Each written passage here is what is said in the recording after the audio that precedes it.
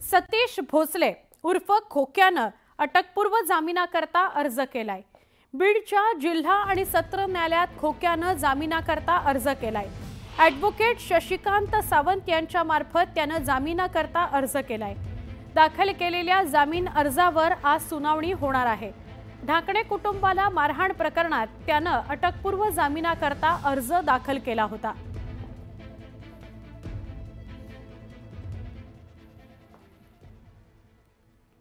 नागपूर ते गोवा या शक्तिपीठ महामार्गाविरोधात शक्तिपीठ महामार्गाची संघर्ष समिती आज विधान भवनावर मोर्चा काढतेय। 12 जिल्ह्यातले सुमारे 5000 शेतकरी बांधव याकरता आझाद मैदानात येत आहेत। या मोर्चाला 10 वाजता सुरुवात होतीये असं माहिती होती।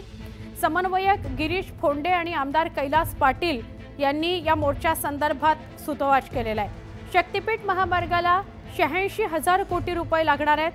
कोल्हापूर, सांगली, सोलापूर, नांदेड, परभणी, हिंगोली, लातूर, धाराशिव, सिंधुदुर्ग, बीड, वर्धा, यवतमाळ या ठिकाणच्या शेतकऱ्यांनी या महामार्गाला, या शक्तिपीठ महामार्गाला विरोध केलेला आहे। या महामार्गामध्ये सुमारे 27,000 एकर जमीन बाधित होणार आहे।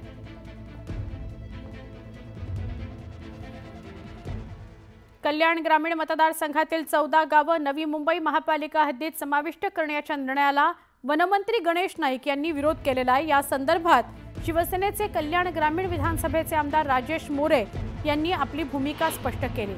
कल्याण ग्रामीण विधानसभेतील 14 गावं नवी मुंबई महापालिकेतच राहतील। 14 गावांचा विकास केला जाईल। मीही नाईक साहेबांशी बोललो, तसंच आमच्या पक्षातील वरिष्ठ सुद्धा नाईक साहेबांशी बोलणार आहेत, असं राजेश मोरे म्हणाले। गणेश नाईक साहेब वरिष्ठ असल्यामुळे नाईक साहेबांशी बोललं जाईल। ही 14 गावं ज्या वेळेला घेतली त्याच्यानंतर लगेच लोकसभेच्या इलेक्शन लागल्या, त्याच्यानंतर लगेच 4 महिन्यात विधानसभेच्या इलेक्शन लागल्या।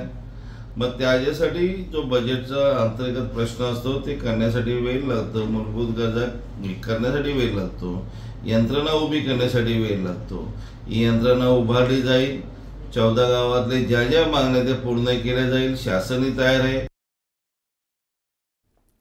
मुख्यमंत्री सहाय्यता निधीतून विविध आजारांवरील उपचारांकरता गरजू रुग्णांना आर्थिक सहाय्य प्रदान केलं जातं। याच धर्तीवर मुख्यमंत्री सहाय्यता निधी आणि धर्मादाय रुग्णालय मदत कक्षाच्या माध्यमातून एकाच दिवसात 171 रुग्णांना तब्बल 1,46,20,000 रुपयांची मदत वितरित करण्यात आली आहे, अशी माहिती कक्षप्रमुख रामेश्वर नाईक यांनी माहिती दिली। राज्यातील कोणत्याही गरजू रुग्णाला आर्थिक अडचणीमुळे उपचारांपासून वंचित राहू द्यायचं नाही, या उद्देशानं मुख्यमंत्री सहाय्यता निधी कार्यरत आहे। भविष्यातही गरजू रुग्णांकरता अधिक मदत आणि तत्पर सेवा पुरवण्यासाठी मुख्यमंत्री सहाय्यता निधी कटिबद्ध राहील, असा विश्वास कक्षप्रमुख रामेश्वर नाईक यांनी व्यक्त केला।